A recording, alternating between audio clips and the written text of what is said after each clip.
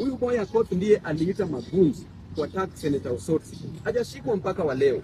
Na yeye ndiye anatoa maafisa, anawapigia simu kwa sababu Raymond amempatia powers, pamoja na deputy director wa DCI ambaye anaitwa Onyango. Amewapatia powers ya kuita watu, kushika watu. Hata anaambia hao ma DCI officers that inafaa waue vijana wengine wawili. Juzi hao ma DCI officers wamekuja wakashika watu kule Kisumu, vijana wawili wakapiga marisasi juu. Hao vijana hawajapatikana mpaka wa leo.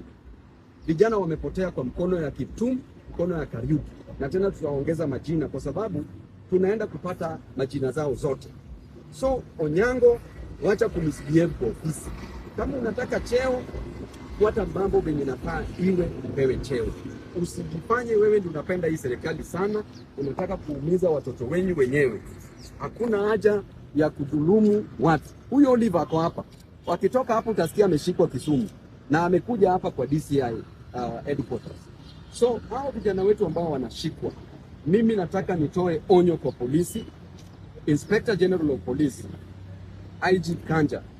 Lazima ustamp authority uhakikishe hii unit yako isikuwe misused, isikuwe abused. Na venye vitu ziko, tunataka tuorganize maandamano kubwa Kisumu. Kubwa sana, na naambia wananchi wa Kisumu, ukiona hawa DCI officers, mbona DCI officers wa Kisumu hawawashiki? Treat these people as criminals. These are criminals that must be dealt with.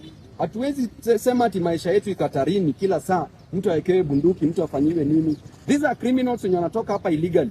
Hao maofisa hata hawapewi lunch huko, wana complain kila siku. Hakuna orders ya kutoka kwa director hapa. So Nyango, wachana na hiyo puzi yako, wachana na hiyo ujinga yako. Time ya kuogopa imeisha.